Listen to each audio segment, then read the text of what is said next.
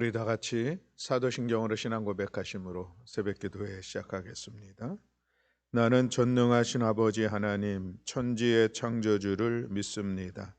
나는 그의 유일하신 아들 우리 주 예수 그리스도를 믿습니다.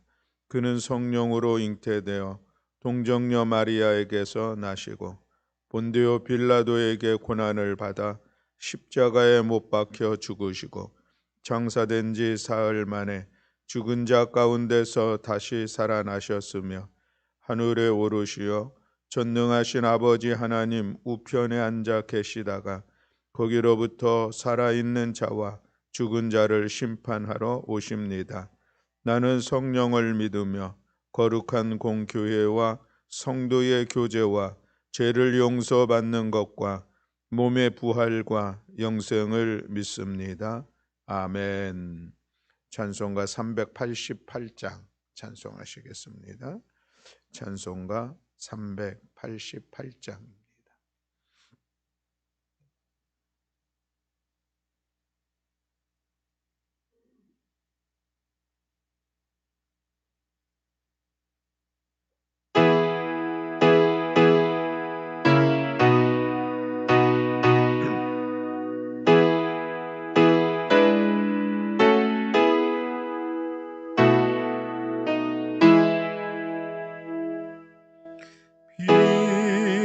비바람이 칠 때와 물결로 빌 때에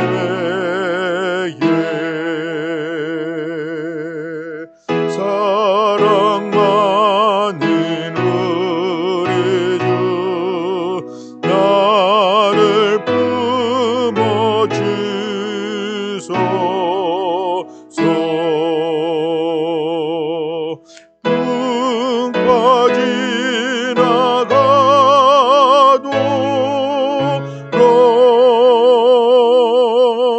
나를 숨겨주시고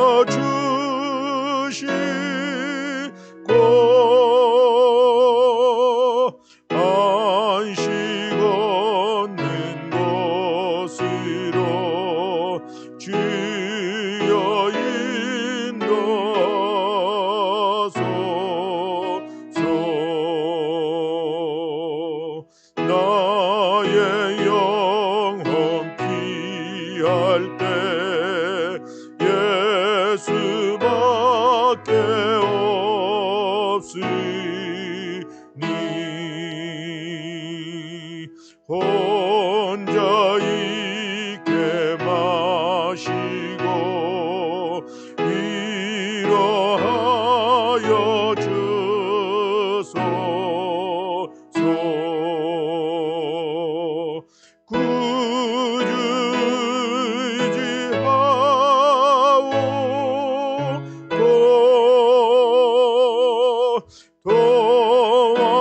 도와주신 미움이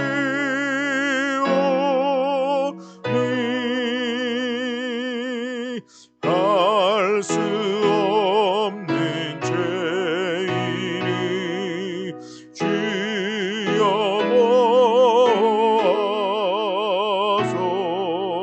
모아소서. 전능하신 예수께 나의 소원이 있으니 병든 자와 맹인이 고쳐주심입니다.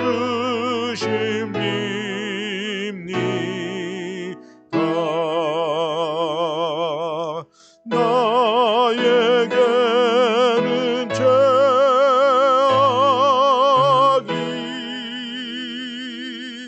가득 차게 찼으나 예수께는 진리와 은혜 충만하도다.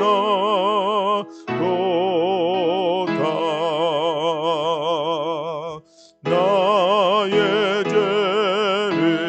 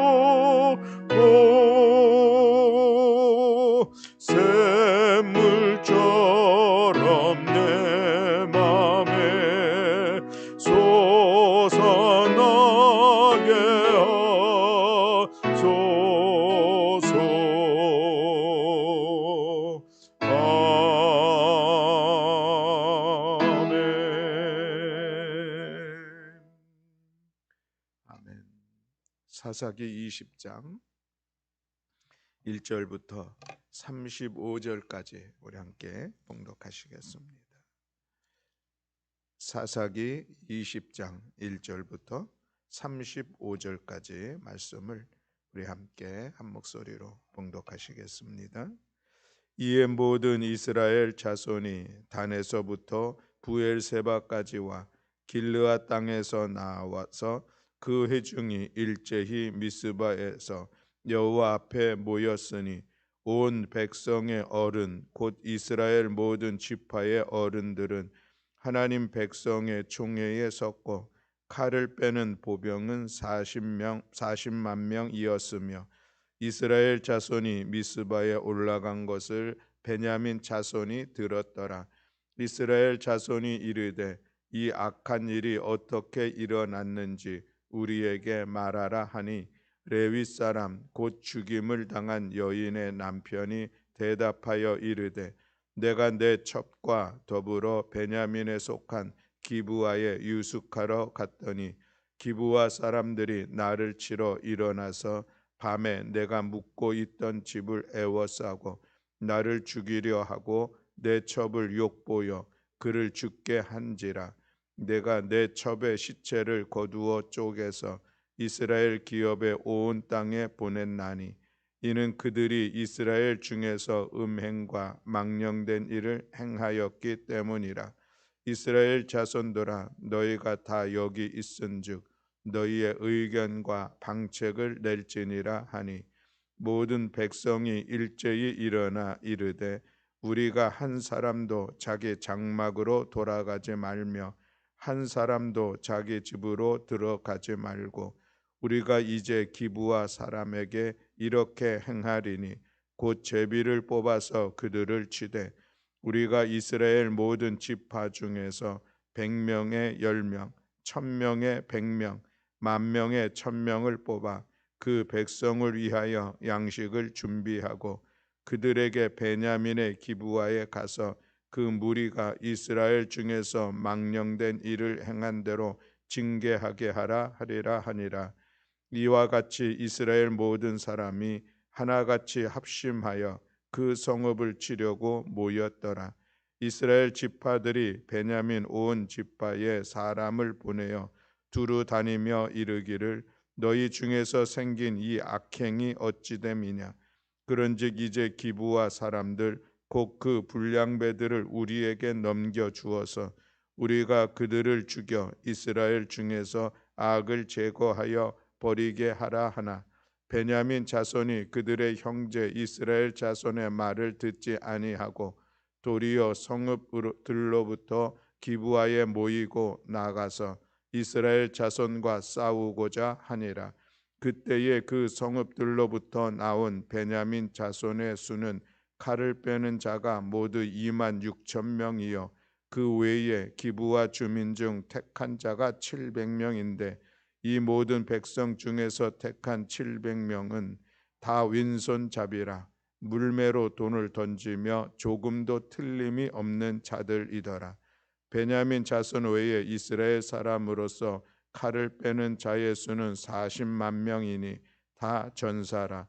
이스라엘 자손이 일어나 베델에 올라가서 하나님께 여쭈어 이르되 우리 중에 누가 먼저 올라가서 베냐민 자손과 싸우리까 하니 여호와께서 말씀하시되 유다가 먼저 갈지니라 하시니라. 이스라엘 자손이 아침에 일어나 기브아를 대하여 진을 치니라.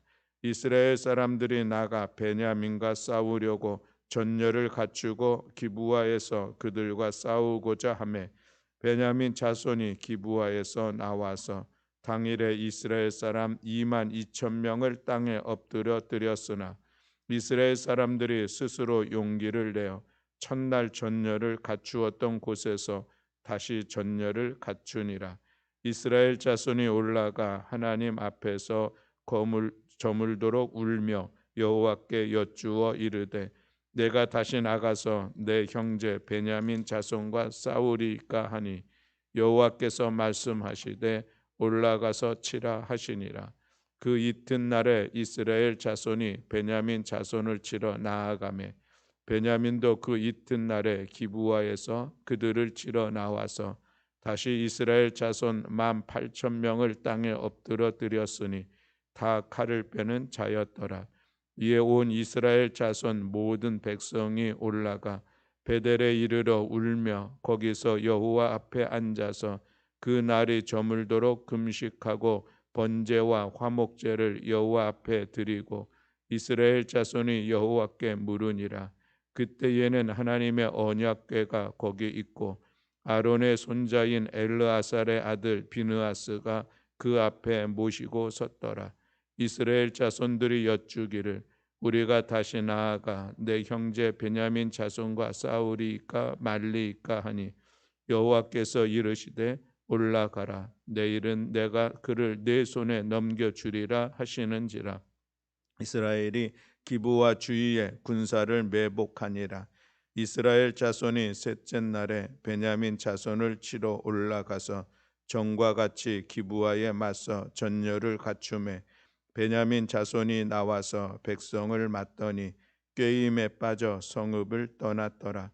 그들이 큰 길 곧 한쪽은 베델로 올라가는 길이요 한쪽은 기브와의 들로 가는 길에서 백성을 쳐서 전과 같이 이스라엘 사람 30명 가량을 죽이기 시작하며 베냐민 자손이 스스로 이르기를 이들이 처음같이 우리 앞에서 패한다 하나 이스라엘 자손은 이르기를 우리가 도망하여 그들의 성읍에서 큰 길로 꿰어내자 하고 이스라엘 사람이 모두 그들의 처소에서 일어나서 바알 다말에서 전열을 갖추었고 이스라엘의 복병은 그 장소 곧 기브와 초장에서 쏟아져 나왔더라.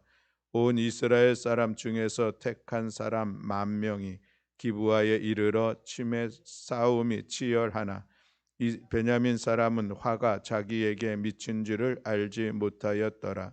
여호와께서 이스라엘 앞에서 베냐민을 치심에 당일에 이스라엘 자손이 베냐민 사람 25,000명을 죽였으니 다 칼을 빼는 자였더라. 아멘. 할렐루야. 아멘. 이제 사사기의 말씀을 이제 내일이면은 마무리가 되고 다음 주부터는 사무엘상의 말씀을 우리 같이 나누게 될 것입니다.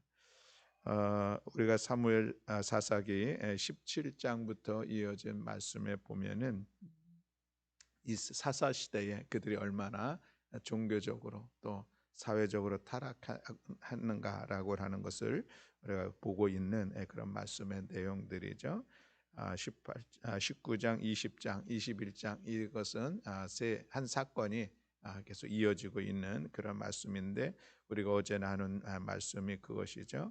한 그 유대인 레위인이 이제 기브아에 가게 됐는데 거기서 머물 때에 한 그 노인의 어떤 그 귀한 섬김의 모습을 통해서 그 집에 가게 됐죠. 그런데 그 밤에 그 동네에 불량배들이 와서 그 온 이곳에 온 그 남자를 내어 놓아라 이렇게 우리가 상관하리라 한다고 하는데 상관하리라 하는 것은 이제 그때는 성적인 그런 행위를 하겠다 하는 그런 이야기입니다.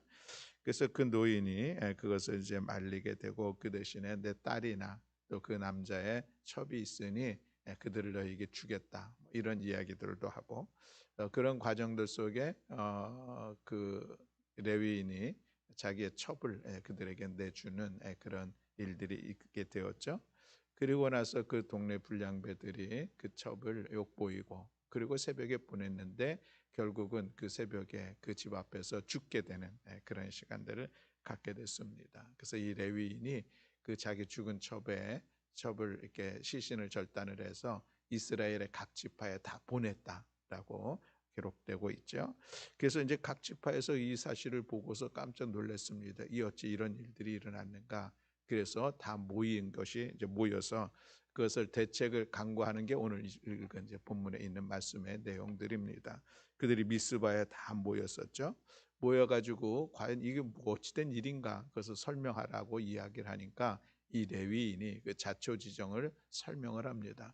근데 이 설명하는 거 보면 사실은 그 19장에서 기록되고 있는 그런 그것을 자세하게 설명하기보다는 대체로 자기 입장에서 또 간략하게 하면서 설명하는 그런 내용을 우리가 볼 수가 있는데, 어쨌든 그런 이야기를 합니다. 이러저러해서 우리 첩이 죽게 됐고, 그래서 이런 사건들이 일어나게 됐다. 그 이야기를 듣고 거기 있는 사람들이 다 아마 마음이 한결 같았겠죠. 이 사람에 대해서는 분명히 처단을 해야 된다 하는 그런 이야기를 하면서 우리 그들과 이제 전쟁을 하려고 하는 그런 과정들로 이끌어가고 있는 것을 볼 수가 있습니다. 그러는 중에도 그래도 한번 우리가 이 베냐민 사람들에게 그 악행을 저지른 사람, 그들이 누군가를 욕을 보이고 죽였으니 그들도 죽는 것이 당시의 법으로는 마땅한 것이죠. 그래서 그들을 내놓으라 했더니 베냐민 지파가 또 의외로 그게 응하지 않습니다. 그리고 그러면은 우리도 전쟁을 하겠다. 그래서 전쟁을 준비하는 이런 시간들을 갖게 되죠. 그래서 결국 이제 전쟁을 하게 됐습니다. 이스라엘 지파의 연합군과 이 베냐민 지파와의 싸움입니다. 40만 명 대 2만 6,700명. 개임이 안 될 정도로 이 전력에 큰 차이가 날 수밖에 없는데, 근데 전쟁에서 첫 번째 전쟁에서 패하죠. 22,000명이 죽고, 또 두 번째 전쟁에서 다음 날 또 하는데 18,000명이 죽습니다. 그리고 세 번째 전쟁에서 비로소 이제 전쟁을 승리하게 되고, 그래서 이 베냐민 지파도 25,000명이라고 하는 사람이 죽는 엄청난 이 사건이 일어나고 있는 것을 오늘 우리가 본문을 통해서 보게 됩니다. 내일에는 그 결과를 어떻게 이거를 또 마무리하는가 하고 그것에 대한 평가를 우리가 말씀을 통해서 같이 보게 되는데, 어쨌든 오늘 우리는 그런 작은 작다라고 얘기할 수는 없겠지만 한 사람의 어떤 그 죽음을 통하여서 그것을 처리하는 과정이 결국은 4만 명, 2만 5천 명, 6만 5천 명이 죽는 이런 엄청난 동족들끼리의 이 싸움으로 일어났었던 이런 모습을 오늘 우리가 본다는 것이죠. 어찌 그래 됐을까? 내일 말씀의 결론은 각자 자기의 옳은 대로 했기 때문에 이것이 결론으로 우리가 이 얘기를 할 수가 있겠습니다. 오늘 우리가 이 과정들을 한번 돌아보면서 오늘 우리들의 모습들도 한번 돌아보기를 원합니다. 우리 두 가지 말씀을 같이 나누려고 하는데, 하나는 이 사건을 처리하려고 하는 그런 과정들입니다. 분명히 이것은 잘못된 것이 맞습니다. 그렇죠? 잘못되었고 또 그 잘못된 것에 대해서 요구할 그 베냐민 지파에 요구하는 것도 맞는 그런 모습입니다. 누군가를 욕보이고 죽였으니 그 사람들도 죽어 마땅한 당시의 율법들이 있었던 것이죠.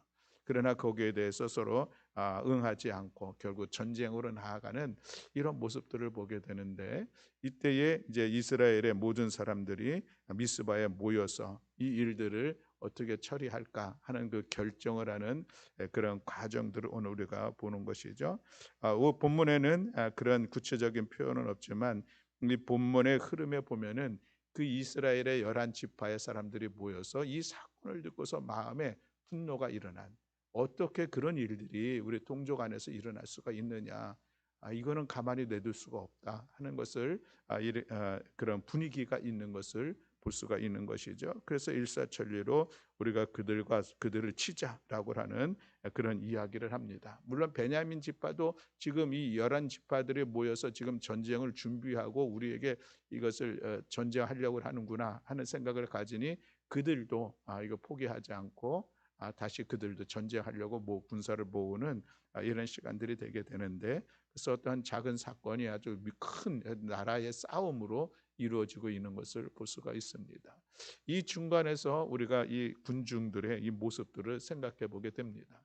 오늘 우리 사회에서 많이 쓰는 단어 중에 하나가 집단지성이라고 하는 단어를 쓰고 있습니다.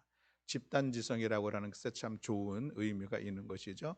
개인적인 좋은 경험들이 모여져서, 개인적인 지식들이 모여져서 그 집단을 이루게 되면 그 집단의 결정이 더 좋은 것으로 나타날 수 있다 하는 그런 단어로서 집단지성이라고 하는 단어를 쓰고 있습니다. 그런데 또 우리가 또 이 집단지성이라고 하는 것과 반대적인 그런 개념으로 또 하는 이야기가 있습니다. 그것은 라인홀드 리버라고 하는 목사이기도 하고 기독교 윤리학자인데, 이 사람이 쓴 책의 제목이 아주 의미가 있습니다. 그 책의 제목이 뭐냐면 개인적 도덕적 개인, 비도덕적 사회, 이런 책의 제목이 있습니다. 그 책의 내용을 한마디로 얘기한다면은 개인적으로는 도덕적이다라고 하는 것이죠. 그런데 그 개인이 모인 사회는, 집단은 비도덕적 행위를 한다, 이런 얘기입니다. 어쩌면 이 집단 지성이라고 하는 것과 좀 상반되어지는 그런 모습인데, 전자도 집단 지성이라는 단어도 나름대로 의미가 있습니다. 이해가 될 수도 있고, 또 도덕적 개인, 비도덕적 사회라고 하는 것도 우리가 의미가 있는 그런 이야기를 할 수가 있겠습니다. 두 가지의 모습이 다 동시에 나타날 수 있다라고 하는 것이죠. 오늘 이 사사기에서 이 살인 사건을 처리하는 과정에서는 어떤 결과, 어떤 것이 작동을 했을까? 도덕적 개인, 비도덕적 사회, 단체 군중의 모습들을 오늘 우리가 볼 수가 있다라고 하는 것이고, 이것은 얼마든지 오늘 우리 사회 속에서도 어떤 공동체 안에서 일어날 수 있는 중요한 일이다라고 하는 것입니다. 이 라이놀드 리버라고 하는 사람이 독일의 나치에 대해서 그 사건을 가지고 예를 들어서 이런 설명을 하기도 합니다. 나치에 동참했던 사람들, 그 사람들 다 한 사람씩 만나보고 이야기해보면 다 개인적으로 좋은 사람이라는 거야. 도덕적인 사람이기도 하고. 그런데 그들이 모여서 하나의 집단이 이루어지니까 극히 이기적인 집단적 결정을 하면서 그 악행을 하게 되는 그런 모습들을 보게 된 이야기를 하고 있는데, 오늘 이 사사기 20장에서 나오고 있는 이스라엘의 연합된 이 지파의 결정을 도출해 나가는 과정도 결국은 개인 이 군중들의 어떤 그 잘못된 결정으로 나아가는 것이 아닌가라고 하는 것입니다. 그래서 이런 것들을 우리가 방지하기 위해서는 좀 더 체계적인 그런 제도적인 이런 것을 사회적으로 갖추어야 된다. 이것이 이제 라이놀드 리버의 그런 이야기이긴 한데, 오늘도 우리가 이것이 정말 그렇게 두 지파가 서로 싸워가지고 6만 5천 명의 이런 희생을 낼 만한 그 일들로 나가야 하느냐라고 하는 그런 모습입니다. 우리가 전쟁이라고 하는 것, 아니면 큰 갈등이 일어나는 그 원인을 보면 아주 사소한 것들이 많이 있습니다.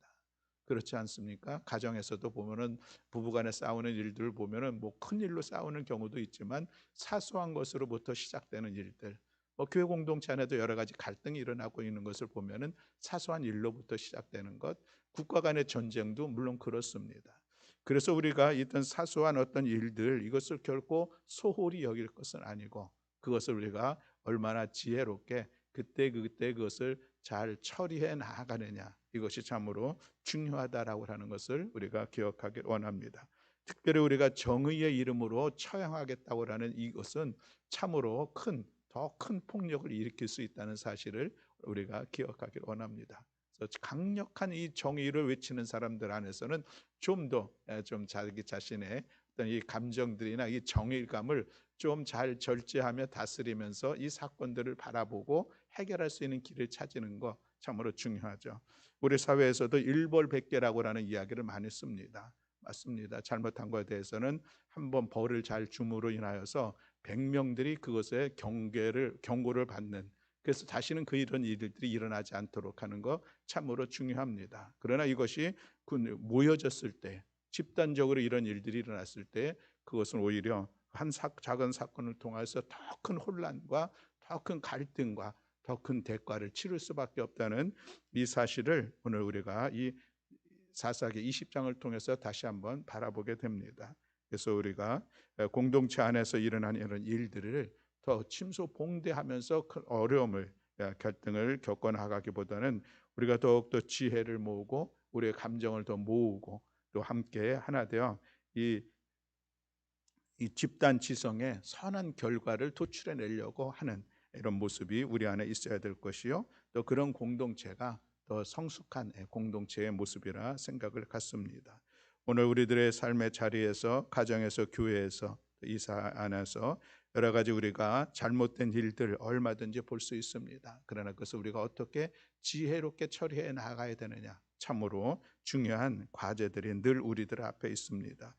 오늘 이들의 모습들을 우리가 반면교사 삼아서 더욱더 어떤 일들을 처리해 나감에 있어서 특별히 더 잘못된 일들에 대해서 우리가 대하는 태도들을 우리가 다시 한번 돌아보면서 선한 결과를 이루기 위해서 마음을 모으고 지혜를 모으고 힘써 나아가는 우리 모두가 되어야 할 줄로 믿습니다.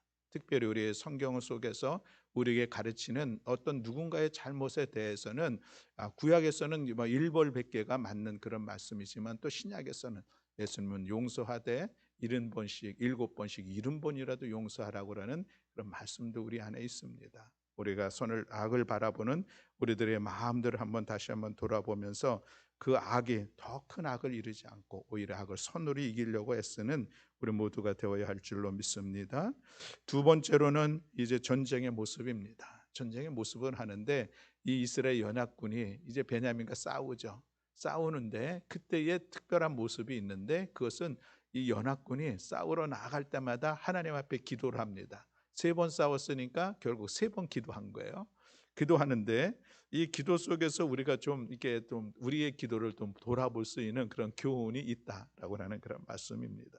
첫 번째 전쟁에 올라갈 때에 그들이 기도하기를 어떻게 기도하냐면은 18절에 보면은 여호와께 여쭈어 이르되 우리 중에 누가 먼저 올라가서 베냐민 자손과 싸우리이까 하는 그런 기도를 합니다. 이미 그들은 전쟁하기로 결정을 했습니다. 이제 전쟁할 수밖에 없는데 우리가 연합군이니까 우리 이 연합군 중에 누가 먼저 나가야 되겠습니까? 이 얘기를 기도를 한 거예요. 그때는 하나님께서 유다 지파 나가라 이렇게 말씀을 하셨어요. 그래서 하나님 말씀대로 유다 지파 나가서 싸웠는데 그럼 이겨야 되잖아요. 전지 기도했고 하나님께서 유다 지파 나가라 했는데 그래서 나갔는데 결국은 22,000명이 죽는 그래서 첫째 날 전쟁에 실패를 했습니다. 그리고 두 번째 전쟁을 하기 전에 또 기도를 합니다. 도무지 이해가 안 되는 것이죠. 그래서 23절에 보면 이스라엘 자손이 올라와서 여호와 앞에서 저물도록 울며 참 탄식할 만한 그런 일들이죠. 그러면서 다시 한번 하나님께 기도합니다. 이번에 기도는 내가 다시 나가서 내 형제 베냐민 자손과 싸우리까 라고 기도를 하죠. 기도의 내용이 좀 바뀌었습니다. 누가 먼저 싸울까 하는데 두 번째는 우리가 싸워야 합니까? 라고 하는 그런 기도를 하고 있는 것을 볼 수가 있습니다. 여전히 기도의 내용도 보면 우리가 싸우겠다고 하는 그런 마음이 가득 담겨 있는 그런 기도인 것이죠. 그래서 하나님께서 올라가서 치라 이렇게 말씀을 하셨습니다. 그랬더니 또 나아가서 싸웠는데 그때에 18,000명이 죽고 그래 전쟁에 다시 뒤로 후퇴하는 그런 시간들을 갖게 된 것이죠. 그러면서 이제 세 번째 다시 한번 기도하는 시간을 갖습니다. 2번씩이나 전쟁에 졌으니 이제 그들이 여호와 하나님 앞에 금식도 하고 하나님 앞에 화목제와 번제 제사도 드리고 그리고 나서 이제 다시 한번 하나님 앞에 기도하는데 그런데 그 기도는 28절에 보면은 우리가 다시 나아가 내 형제 베냐민 자손과 싸우리까 말리까 하는 그런 기도를 합니다. 여전히 기도의 내용에 좀 변화된 모습들을 우리가 볼 수가 있습니다. 이것은 지금 이 전쟁 과연 우리가 해야 될까 말까를 하나님 앞에 그 의견을 묻는 그런 기도를 하고 있는 것이죠. 그랬더니 하나님께서 이번에는 내가 그들을 내 손에 넘겨주겠다 이렇게 말씀을 하시고 그 말씀에 따라 나아가서 이제 싸우는데 매복 전쟁을 통해서 매복 작전을 통해서 그 전쟁을 이기는 그런 과정으로 우리가 볼 수가 있습니다. 이 세 번의 기도의 과정들 속에서 오늘 우리가 하는 기도를 좀 바라보자 하는 것이죠. 우리가 하나님 앞에 기도하는 것은 무엇입니까? 나의 소견에 옳은 것을 이루기 위해서 기도하는 것은 아닙니다. 오늘 첫 번째, 두 번째의 기도는 분명히 그런 의도이죠. 우리 지금 싸우기로 작정했습니다. 결정했는데 누가 나가서 싸워야 합니까? 이 얘기를 하는 거예요. 우리 결정했으니 우리 결정 중에서 하나님께서 선택해달라 이 얘기를 하는 거예요. 두 번째 기도도 우리가 싸우긴 싸워야 되겠습니다. 하나님 그렇지 않습니까? 이런 이 의도로 지금 하나님 앞에 얘기하고 있는 것입니다. 세 번째는 하나님 우리가 싸워야 될지 싸우지 말아야 될지 하나님의 뜻은 무엇입니까? 이것을 물어보고 있는 거예요. 오늘 우리의 기도가 이 세 번째 기도 같은 그런 기도를 해야 된다는 것이죠. 나의 뜻을 이루기를 위해서 기도하는 것은 결코 아니고 또 하나님께서 나의 뜻대로 응답해 주면 그 결과는 반드시 선하지 않다는 것입니다. 왜냐하면 나의 뜻이 선하지 않기 때문에 하나님께서 그렇게 응답해 주시면 오히려 그것이 큰 어려움을 겪을 수 있다라고 하는 것이죠. 그래서 여러분 기도는 나의 뜻이 아니라 하나님의 뜻을 묻고 하나님의 뜻을 깨닫고 그 일들을 하나님의 선한 방법대로 이루어 가기를 위하여서 우리 함께 기도하는 것입니다. 그것이 우리 가정의 문제이든 우리 자녀들의 문제이든 우리들의 삶의 정말 절박한 문제이든 이 모든 문제가 나의 의견대로가 아니라 하나님의 뜻대로 이루어지는 것, 이것이 우리가 기도드리는 중요한 기도의 방향인 것을 기억하면서 아무쪼록 오늘도 우리는 힘써 기도할 것입니다. 그러나 그 기도가 나의 뜻이 아니라 하나님의 뜻을 이루어가는 과정이라고 하는 이 사실을 기억하면서 아무쪼록 우리가 무엇보다도 먼저 하나님의 뜻을 분별할 수 있으면 좋겠고요. 그것이 안 된다고 하면 주님의 뜻을 구하며 기도하는 시간들을 가져서 주님의 뜻을 아름답게 이루어가는 그 기도의 열매가 맺어지는 우리 모든 교우들이 다 되시기를 주님의 이름으로 축복합니다. 아멘. 기도하겠습니다. 사랑과 은혜가 많으신 하나님 아버지, 오늘 두 가지 말씀을 우리가 함께 나누었는데 어떤 어려움의 시간들, 그것을 처리하는 우리의 과정들 속에 우리가 더욱더 선한 방법으로 또 우리가 하늘의 지혜와 능력을 힘입어서 주님의 말씀대로 그것을 잘 처리하며 치리하며 나아가는 우리 모두가 될 수 있도록 은총 허락하여 주시옵소서. 그래서 우리 가정 안에서 우리 교회 공동체 안에서 이 사회 공동체 안에서 처리해 나가는 모든 일들이 더 선한 결과를 얻을 수 있도록 주님께서 인도하여 주시고 이 일들을 위하여서 모든 이들이 함께 지혜를 모으며 특별히 우리 믿음의 사람들에게는 하나님의 말씀을 따라 결정하며 나아갈 수 있도록 주께서 은총 허락하여 주시옵소서. 하나님, 오늘도 우리들이 하나님 앞에 늘 기도하는 시간들을 갖습니다. 그 기도가 나의 뜻을 이루고 나의 계획함들을 이루는 것이 아니라 하나님의 뜻을 이루어가는 과정인 것을 기억하면서 주님, 기도할 때에 주님의 뜻을 깨닫게 하시고 기도함으로 주님의 뜻을 아름답게 이루어가는 우리 모든 성도들 될 수 있도록 은총 허락하여 주시옵소서. 오늘도 이 새벽 우리의 기도를 들어 응답하시고 역사하여 주실 여호와 하나님을 찬양하며 우리 주 예수 그리스도의 이름으로 기도드렸습니다. 아멘. 하늘에 계신 우리 아버지여, 이름이 거룩히 여김을 받으시오며 나라가 임하시오며 뜻이 하늘에서 이루어진 것 같이 땅에서도 이루어지이다. 오늘 우리에게 일용할 양식을 주시옵고 우리가 우리에게 죄 지은 자를 사하여 준 것 같이 우리 죄를 사하여 주시옵고 우리를 시험에 들게 하지 마시옵고 다만 악에서 구하시옵소서. 나라와 권세와 영광이 아버지께 영원히 있사옵나이다. 아멘.